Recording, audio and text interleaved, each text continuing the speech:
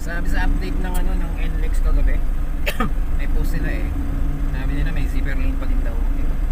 Nawala yung zipper lane. Patay oras din to. Mula may gawayan ng ganito sa tulay ng Marilao. Sa overpass ng Marilao.